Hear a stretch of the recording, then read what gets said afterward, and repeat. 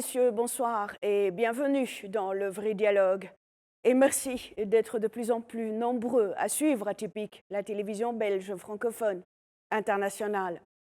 Aujourd'hui, nous célébrons une réussite historique pour l'Algérie. En 2020, le président algérien Abdelmajid Tebboune a pris une décision audacieuse, stopper les importations de produits agricoles que l'Algérie pouvait produire elle-même. Cette décision, critiquée à l'époque, a permis à l'Algérie de renouer avec son rôle de grenier, non seulement pour l'Europe, mais aussi pour l'Afrique.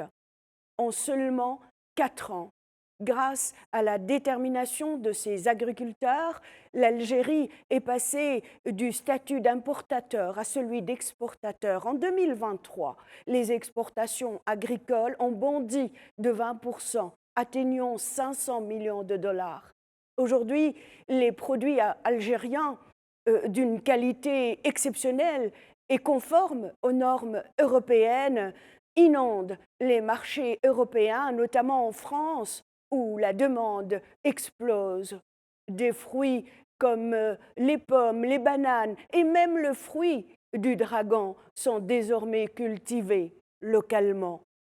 Mais concentrons-nous sur ces véritables joyaux algériens, le melon, la pastèque et le raisin. Ces fruits, non seulement délicieux, surpassent les standards de qualité. Leur goût, leur texture, leur fraîcheur font sensation tant sur les étals locaux qu'à l'exportation. Ils symbolisent ce renouveau agricole qui n'est pas seulement une victoire économique, mais aussi une affirmation de la souveraineté alimentaire algérienne. L'Algérie redécouvre son potentiel et démontre au monde qu'elle possède non seulement les ressources et le talent, mais aussi la volonté politique pour redécouvrir un acteur majeur de l'agriculture mondiale.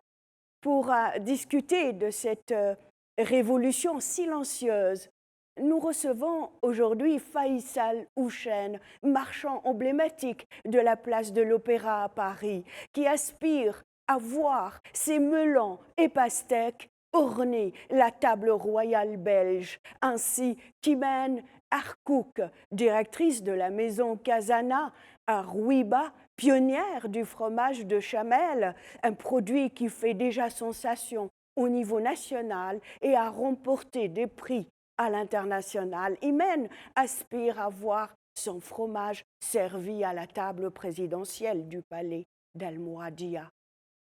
Préparez-vous pour un échange passionnant sur cette transformation qui redéfinit l'avenir de l'Algérie. À tout de suite.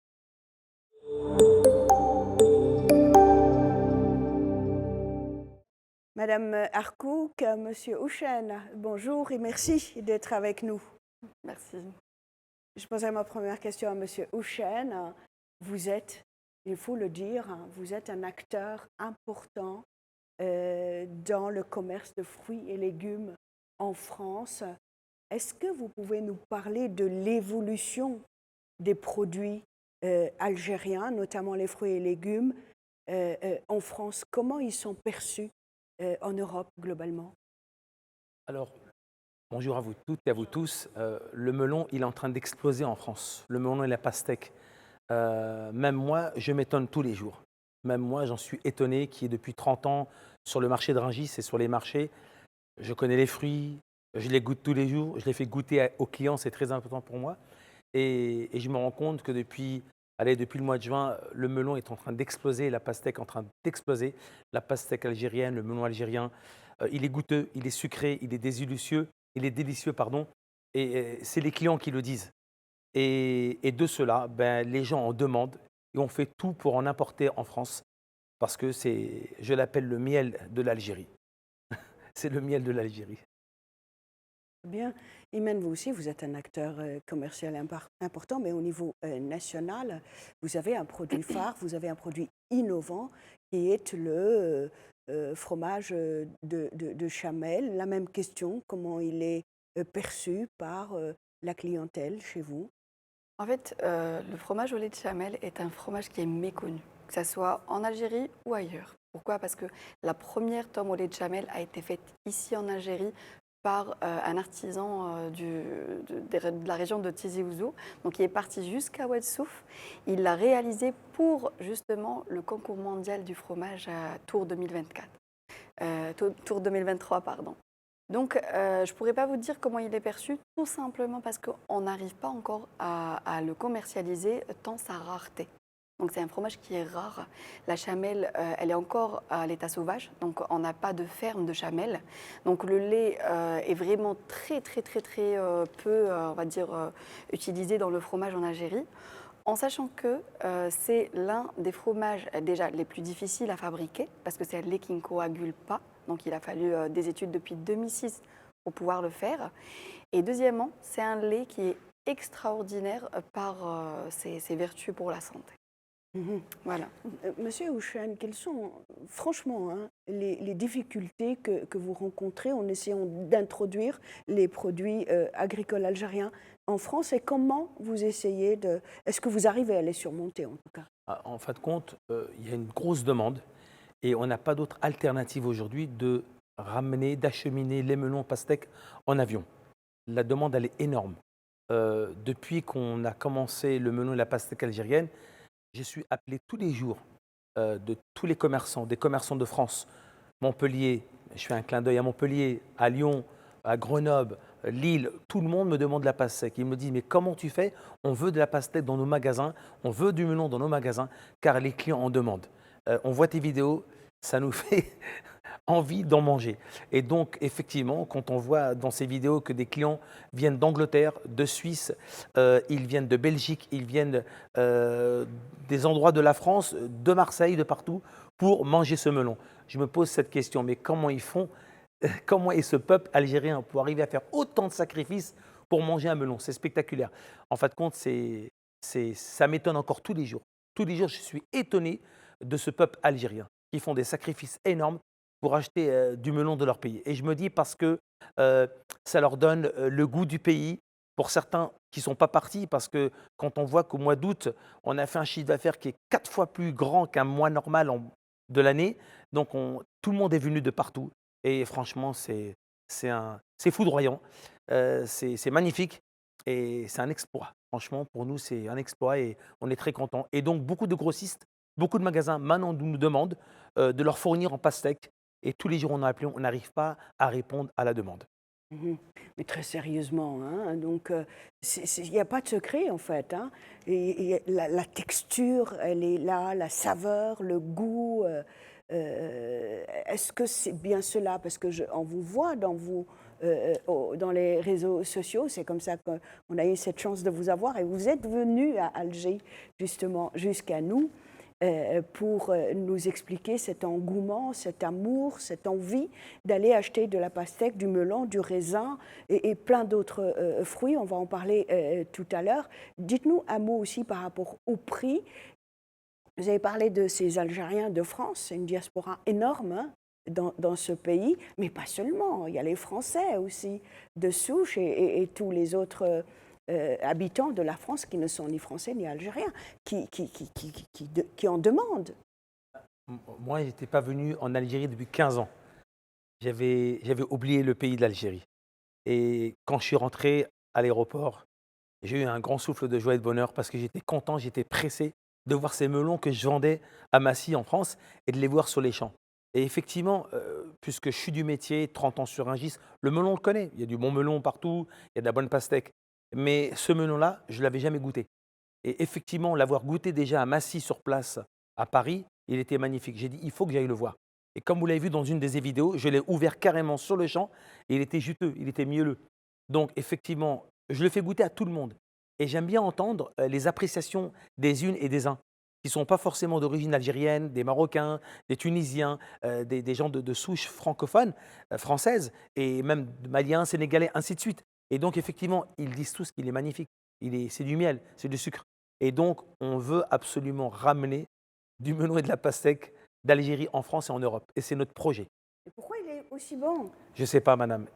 J'arrive pas. Même moi, je m'en étonne tous les jours. C'est pas parce que je suis d'origine algérienne, parce que j'en mange du melon, mais j'avais jamais goûté ce melon-là.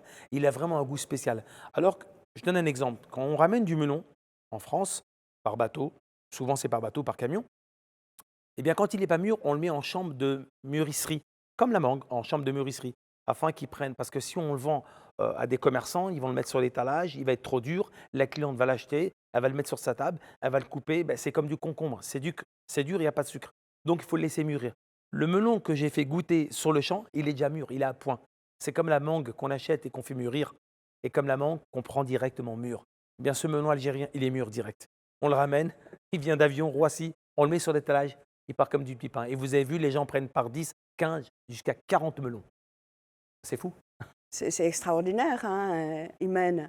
Vous aussi, vous goûtez vos fromages et vous ne commercialisez pas uniquement le fromage de Chamel. Non, non. Comment vous les sélectionnez? En fait, les fromages en général sont faits de façon artisanale. Donc, ce qu'on vend, hein, c'est des fromages vraiment artisanaux qui sont faits dans des chaudrons encore. Donc, on a ce goût du terroir algérien. Parce que, en fait, d'une région à une autre, le lait change. La vache ou la chèvre ne mange pas la même chose. Donc, on se retrouve toujours à être surpris d'avoir, par exemple, une pâte molle qui est un type, c'est une croûte fleurie comme ce qu'on a sur la table, tout ça, et on retrouve, je le ramène de Ain Oussara, ou je le ramène d'Alger, ou je le ramène de Tizi Ouzou, il n'a pas le même goût. Donc, à chaque fois, je fais des tests et on améliore parce que c'est nouveau. L'Algérie en général est connue pour le fromage au stade de caillé. Elben, Rayeb, des fromages un petit peu comme ça, type Bouhezza et tout ça. Et l'affinage, c'est des techniques qui ont été ramenées ces dernières années. Et là, je travaille en étroite collaboration avec les artisans pour faire améliorer à chaque fois le même produit, l'améliorer, l'affiner plus, moins, dans des températures différentes.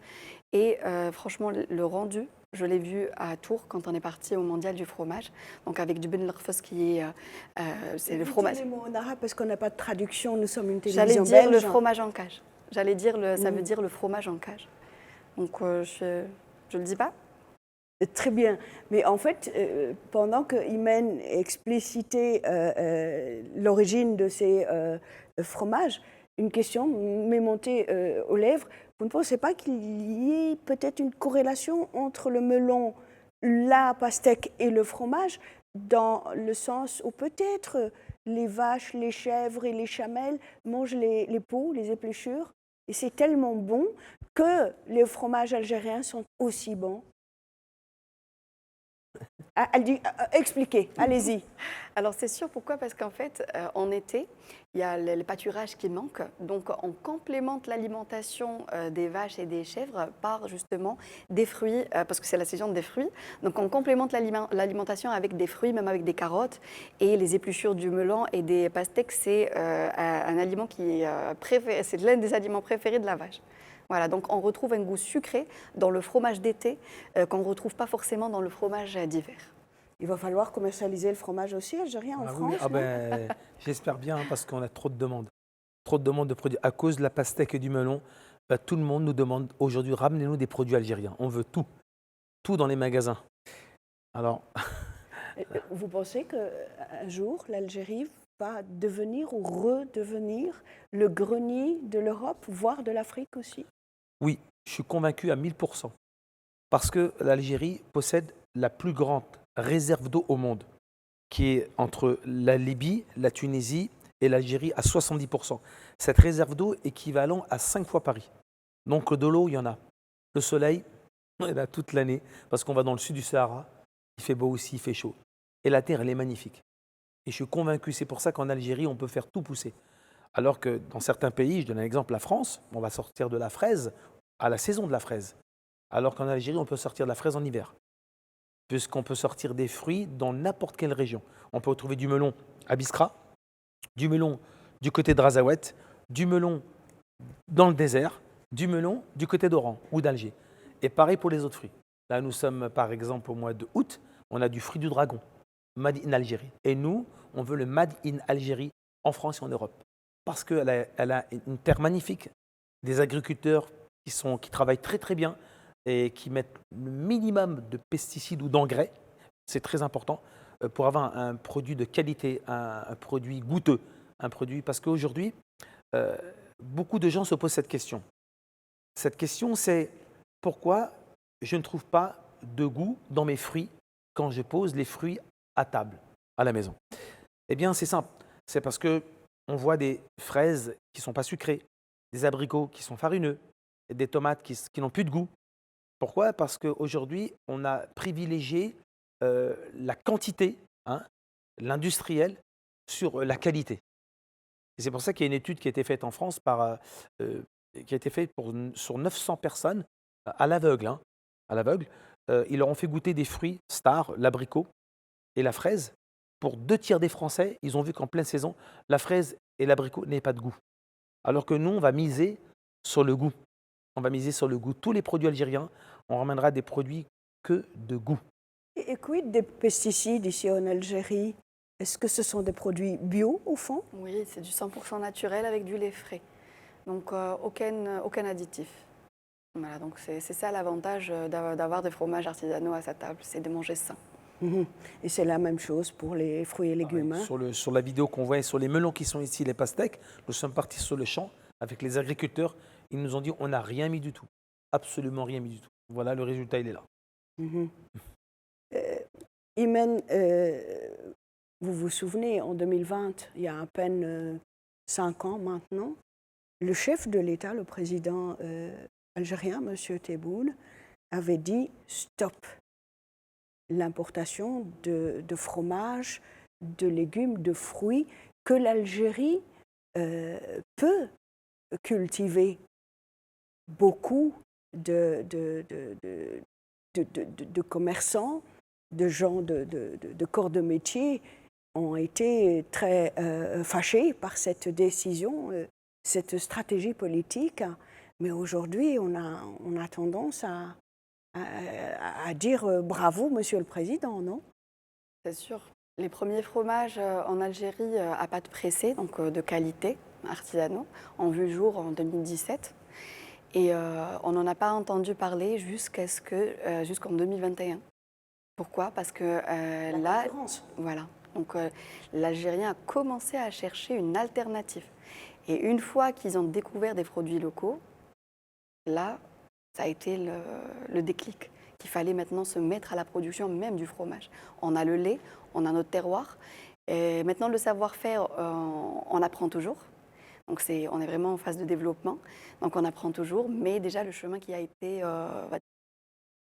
fait depuis 2017 jusqu'aujourd'hui est vraiment visible quand on voit des personnes venir de l'étranger sans leur fromage.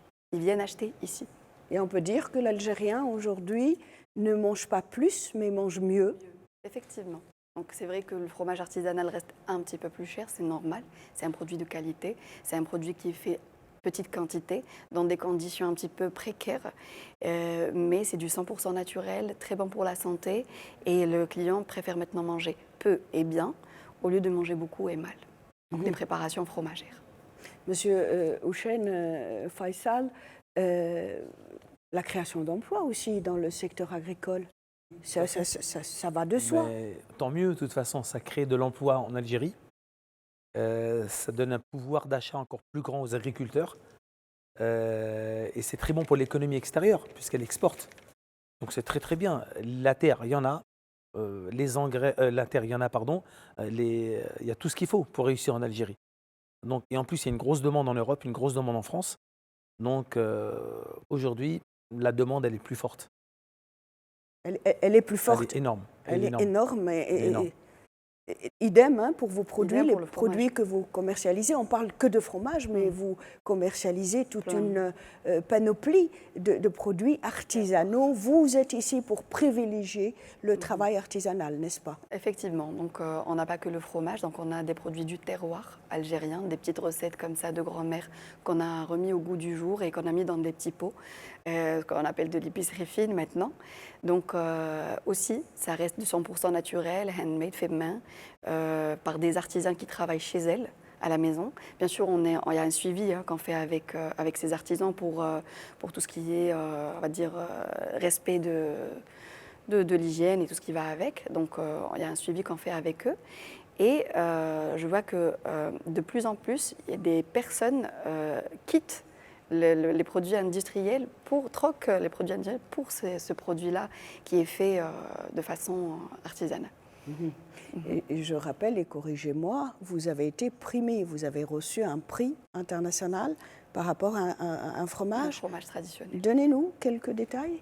Alors en fait, le fromage traditionnel qui est fait à Bousaada, qui existe depuis, il a été répertorié il y a 200 ans. Donc c'est une façon un petit peu pour les gens de cette région, les femmes surtout, de conserver le lait, parce que c'est une région aride, il faisait chaud, ils ont des vaches, ils ont des chèvres, mais ils ne savent pas comment, au début ils ne savaient pas, donc ils l'ont mis dans des herbes aromatiques et dans aussi des plantes sauvages. Ils le conservent dans des petites caves ou des fois même dans des grottes. Donc, et ils peuvent le consommer 2, 3, 4 mois après. Et là, maintenant, il y a des fromageries qui ont ouvert dans cette région et qui le commercialisent. Il était méconnu. Donc les Algériens ne le connaissaient pas. Je dirais 80% des Algériens ne le connaissaient pas. Il n'y a que les gens de cette région qui le connaissaient. Et après avoir eu cette opportunité de le présenter au Mondial du fromage 2023 à Tours, il a été goûté par des experts et il a été noté 93 sur 100, qui lui a valu une médaille d'or. Bien sûr, une médaille d'or parmi tant d'autres, il y en a eu d'autres médailles. Donc, mais il a vraiment mérité sa place parmi les meilleurs fromages au monde. Et maintenant, on essaye de le fabriquer. On a même la demande déjà d'exporter ce fromage. Il y a la diaspora qui le demande. D'ailleurs, pendant le mois d'août, ils viennent tous le chercher. Ils sont là en vacances, donc ils veulent le goûter, ils veulent le produit de leur pays. Mais moi, mon premier objectif déjà, c'est de servir mon pays. Après, bien sûr, aller au-delà. Donc vous êtes encore au stade de répondre à la demande locale, Voilà. ce qui est déjà énorme. 45 millions d'Algériens, je rappelle, dans 10% quand même, ou même plus, 20% d'Algériens vivent en dehors de l'Algérie, avec peut-être 6 millions d'entre eux travaillent et vivent et résident en France. Monsieur Faisal Houchen, par rapport à la commercialisation, elle a utilisé le même terme que vous. Dès qu'on parle d'exportation, vous parlez de diaspora. On ne peut pas aller au-delà de la diaspora. C'est très bien que les premiers clients à l'extérieur soient des Algériens de l'étranger. Pourquoi pas seulement d'autres aussi. Mais moi, je ne me limite pas à la diaspora, surtout pas. Je veux absolument faire connaître le produit algérien à toute la France et à toute l'Europe. C'est très important. On ne va pas s'arrêter comme on a la pastèque. Il y a le raisin qui va bientôt arriver. Et il y a 10 variétés de raisins en Algérie. Il y a aussi le fruit du dragon. C'est un produit qui est très cher, qui vient de l'Asie. Maintenant, il est d'Algérie, il est à côté. Très bon, très bonne terre. On a de la banane algérienne. On a beaucoup de fruits en Algérie, énormément. Tous les jours, pratiquement 2-3 agriculteurs m'appellent. J'ai de l'orange Thompson, j'ai de la clémentine de Oran. Donc vous savez tous que la clémentine d'Oran a son histoire, on la connaît tous. Eh ben, des agriculteurs m'ont contacté. Ils m'ont dit, on te propose de la clémentine d'Oran, juteuse, sans pépins et qui s'épluche facilement pour la saison. Donc ça va être magnifique. Le raisin, tout ça, ça va rentrer en France. On nous demande du café algérien. On nous demande de la semoule, du couscous d'Algérie.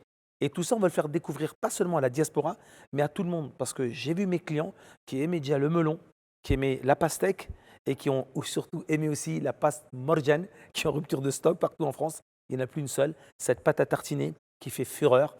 Eh ben, on a rendez-vous avec aussi la maison C'est Bon, qui va nous accueillir justement pour ça, pour faire un partenariat avec eux pour ramener la pâte morjane en France.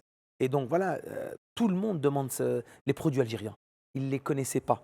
Eh ben, la population française, d'Angleterre, on m'appelle. On m'a appelé de Imara. On m'a dit, je veux une palette de pâte morjane pour les Imara. Donc imaginez-vous, de partout on m'appelle. De Belgique, on m'appelle. Des Émirats, vous voulez Oui, dire les Émirats Arabes les Unis. Émirats Arabes Unis m'ont appelé. Un grossiste m'a dit, je veux une tonne de pâte morjane. On m'appelle de Belgique, on m'appelle de l'Angleterre, de l'île de la Réunion. On m'appelle, je veux en grosse quantité de la pâte morjane. Il y en a qui m'appellent de partout pour du melon, pour de la pastèque. Ils ont vu, voilà, ça a fait fureur. Donc j'explique aux téléspectateurs que Morgène c'est un peu l'équivalent de Nutella, en mieux parce qu'il paraîtrait, c'est ce qu'on m'a dit, et confirmé ou infirmé, contrairement à Nutella, Morgène a plus de 31% De noisettes. de Et noisettes. elles sont visibles. On est à 13% chez Nutella. Bon, elles sont invisibles, c'est pas grave, elles y sont. On y croit. En Morgane, quand on voit le pot, goût Ferrero, ou alors goût Bueno, surtout en noisettes, on voit toutes les noisettes dedans. Et c'est de la noisette, c'est pas de la cacahuète. Et donc c'est très bon. Et tous ceux qui l'ont goûté, ils viennent au magasin, ils prennent 5 pots, 6 pots, il n'y en a pas assez, rupture de stock. On vous a vu en vidéo en train de faire goûter cette pâte à tartiner, mais la couleur, elle est pas, il n'y a pas de chocolat. Qu'est-ce qui fait que Nutella rappelle le chocolat au lait et Morgène est plutôt d'un blanc nacré comme ça? Moi, je ne suis pas un spécialiste chocolat. Heureusement qu'est venue une équipe qui ont vu mes vidéos et qui sont venus de Suisse. On sait très bien que la Suisse sont spécialistes chocolat. Je croyais de Belgique, Ouais. de Suisse. De Suisse. C'est déjà très bien aussi. De Suisse. Et comme ils sont venus de Suisse, ils ont goûté la pâte et ils ont dit, nous on est de Suisse, on connaît le chocolat. Et effectivement, ils ont dit, le Morgane dépasse largement la pâte Nutella. Donc tant mieux pour la société. C'est bon, tant mieux pour les consommateurs. Puis elle est bonne et c'est délicieux. Et on peut la manger à tout moment. Il y a aussi des Suisses, des Belges, des Français qui sont réputés des pays où on produit du bon fromage, sont venus goûter les fromages algériens chez vous ou pas? Je peux vous dire jamais. qu'à Tours, on a délocalisé tout le monde pour goûter la tome au lait de Chamel. Et tout le monde est venu, tous les stands, ils ont entendu parler, ils sont venus, on veut goûter. D'ailleurs, je suis partie avec une meule, je donnais à goûter, mais vraiment très peu, et je suis revenue sans rien du tout. Donc, surtout aussi, il y a la confiture au lait de Chamel, qui a fait aussi un grand succès là-bas. Et vous avez dit tout à l'heure la diaspora, pourquoi que la diaspora? Figurez-vous que non. Il y a aussi les Français qui ont acheté la confiture au lait de Chamel pour la fin d'année. D'ailleurs, je l'ai donné à un de mes amis fromagers en France. Et il a donné à tous ses clients français la confiture au lait de Chamel faite en Algérie. Et pour les fins d'année, ils ont adoré, ils remplacent le miel avec et tout. Imen Arkouk, quelles sont les principales difficultés que vous rencontrez en essayant de promouvoir tous ces produits de terroir? Très sincèrement, c'est important de nous dire. Les difficultés, c'est que comme les producteurs, c'est des artisans, des petits artisans, et pour commercialiser, il faut avoir des certifications HACCP, avoir des certifications bio, avoir, on va dire, travailler dans les normes, avoir comment on appelle ça, l'ISO aussi, pour pouvoir vendre au-delà de l'Algérie. Et tout ça, pour le moment, n'est pas possible, parce que ça coûte beaucoup d'argent, il n'y a pas d'aide, il n'y a pas de, on va dire, il n'y a pas de soutien à ces artisans.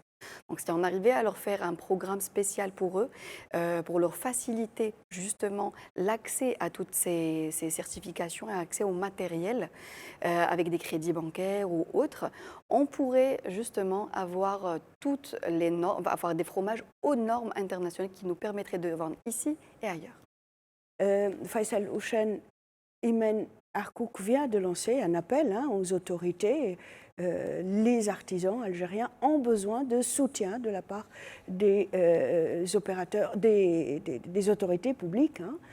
Vous rencontrez, vous aussi, des difficultés pour promouvoir vos produits? Je sais qu'ils marchent très bien. Je sais que vous avez convaincu tout le monde.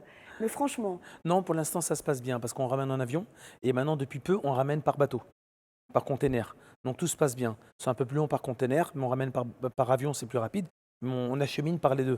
Et tout se passe bien pour l'instant. Toutes les normes sont là, phytosanitaires, tout est là, tous les contrôles, toutes les certifications sont là et tout se passe bien et ça passe très bien. Ça rentre très très bien en France et c'est contrôlé. C'est important pour nous. C'est important pour vous Oui. de commencer par la France. de par les relations économiques et commerciales Oui, très lointaines avec ce pays, le rapprochement oui, aussi géographique avec la France, bien sûr, la langue bien aussi, sûr, et bien sûr la fameuse grande diaspora. oui. Est-ce que vous comptez aller proposer vos produits à d'autres pays européens issus ou membres de l'Union européenne? Mais déjà, nous allons commencer par le plus grand marché international au monde, qui est Rungis, Ah. un chiffre d'affaires de 10 milliards d'euros quand même. Donc on va commencer par Rungis pour proposer nos produits. Mhm. Et les grossistes, les maisons, comme on dit, les boîtes, elles vont goûter et elles vont se rendre compte du produit. Quand on pénètre Ah Rungis, oui, on est certain d'avoir beaucoup de volume. de Ah volume, oui, oui, oui. tout à fait, Et effectivement. vous pensez que les agriculteurs algériens peuvent assurer ce volume? Très sincèrement. Alors, en étant honnête, pas aussi rapide que d'autres pays, c'est sûr, parce qu'on ne produit pas autant, on n'exporte pas autant. Mais le fait qu'il y aura la demande, effectivement, que les agriculteurs vont être contents, les hectares, ils les ont, le produit, ils l'ont, des produits en surplus, comme la pastèque, comme le melon, comme la pomme de terre, c'est en surplus tout ça, le raisin aussi. Donc, du côté de l'Algérie, ils doivent s'organiser. Les semences sont Voilà, disponibles bien en sûr, Algérie? oui, tout à fait. Donc, c'est à eux de s'organiser comment augmenter la cadence, augmenter le volume avec plus de personnel pour pouvoir répondre à la demande de la France et de l'Europe. Et si c'est fait, c'est très facile. L'acheminement est facile, le transport est facile. C'est préparer tout ça en Algérie afin de pouvoir répondre à la demande de la France. Parce que les grossistes, eux, ils vont répondre à la demande aussi du citoyen. hein. Et donc, effectivement, quand ils voient que la population française demande ces produits, Rungis, ils vont faire des grosses commandes. Et donc, les agriculteurs ne peuvent être que contents. Et c'est du bon produit. Je pense que ce n'est pas votre rôle, mais corrigez-moi. Vous avez pu avoir des partenaires solides en Algérie? Alors, comme je le disais tout à l'heure, beaucoup d'agriculteurs m'ont appelé. Il y en a qui vont être carrément partenaires avec nous. Il y en a qui nous ont proposé des hectares de nectarines en double A. C'est de belles nectarines.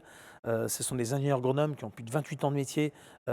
Tous, c'est des fermes informatisées quand même. Donc, c'est du travail comme dans la technologie. Et ils nous ont proposé des hectares de nectarines à partir de avril jusqu'à fin mai. Ils ont dit, vous bloquez les hectares, ils sont pour vous. 10 hectares, 15 hectares. C'est pareil pour le melon, c'est pareil pour la pastèque. Vous bloquez tous vos hectares, tout en sachant que en train de se finaliser la plus grande ferme d'Afrique de tomates. Donc imaginez-vous, la tomate, elle va venir en France, en Europe, la Russie la demande. Donc de la belle tomate cerise, c'est magnifique, franchement. On va la goûter, il n'y a pas besoin de vinaigrette. Elle sera très bonne. Vous êtes d'accord avec Faisal? On commercialise aussi des petites tomates cerises bio. Et je vous promets que c'est les meilleures. Elles sont de toutes les couleurs, jaune, rouge, orange, vert, même un petit peu grenat comme ça, de toutes les couleurs. Et c'est sucré, on dirait un bonbon. Vous vous connaissiez avant de vous rencontrer sur ce Non, pas plateau? du tout, mais Je suis contente de vous connaître. mais idem, je suis content. Et je sais que j'ai vu une de ces vidéos lors du concours à Tours. Oui, Maintenant, je vous reconnais, c'est pour ça que je vous reconnais. Uh-huh. Franchement, c'est une émission très spontanée. Moi, j'ai envie de vous poser à chacun. Non, ce n'est pas une question. Je termine comme on a la tradition de faire dans le vrai dialogue. Faisal Houchen, un mot de conclusion. Je souhaite que mon melon et ma pastèque soient sur la table du roi de Belgique afin qu'il puisse le manger et sa famille royale. Wow. Ah Rien oui, que ça. Ah Mais ben, écoutez, ça, oui, j'espère que j'espère. nos téléspectateurs belges francophones suivront cette émission. Mais j'aimerais goûter, moi, tout à l'heure. Vous allez goûter, madame. J'aimerais goûter. Je vous promets que si je croise la reine Mathilde, madame, il faut goûter le melon et la pastèque algérienne. Et Sa Majesté aussi, le roi Philippe. Je l'espère, oui, pourquoi pas. Il faut être ambitieux. Et puis, vous savez ce que vous avez entre les mains. Vous êtes certain de ce produit bon et bio. La même question, ou ça n'est pas une question, c'est juste vous demander un mot de conclusion. Alors pour aller dans la même trajectoire, moi, je souhaiterais et j'aimerais que le fromage artisanal algérien se retrouve sur toute l'étape des événements de la présidentielle Al-Mouradia. Que le jour où on reçoit des étrangers, on leur pose du fromage algérien. Ben super, moi je comprends pourquoi vous êtes sur ce plateau. Mais quelle ambition! Quelle ambition! Moi j'aimerais goûter. On va commencer par la jeune femme. Ouais. J'aimerais goûter ce fromage. Je vais vous faire goûter, même si je vous aurais conseillé de goûter le avant, parce que celui-là il est assez fort, c'est du bon chèvre. Allons-y, allez-y, faites une petite découpe. Et puis en attendant, moi je ne vais pas être égoïste, hein, je vais appeler l'équipe technique qui n'a pas arrêté de travailler. Ils ont fait un bon boulot. Vous pouvez, ceux qui peuvent déjà venir, parce qu'il y a beaucoup de moyens techniques qui sont automatiques, hein, et on peut rester comme ça à l'image, et venez goûter le fromage de Imen. C'est un bon chèvre frais. Un bon chèvre frais. Voilà, et qu'on va associer avec une confiture au lait de chamel. Ah ben voilà, rien que ça. Je vous assure que je vais goûter. Et, écoutez, moi je vous propose, hein, Imen et Faisal, de continuer ce que vous avez commencé de faire, c'est-à-dire découper des petits morceaux. Et je vais goûter, on va faire goûter d'ailleurs à toute l'équipe qui est en train d'assurer la réalisation de cette émission. On va tous se lever. Avant, permettez-moi de prendre congé. Madame, Monsieur, cette émission s'achève. Merci de l'avoir suivi. À très vite. Au revoir. Venez goûter.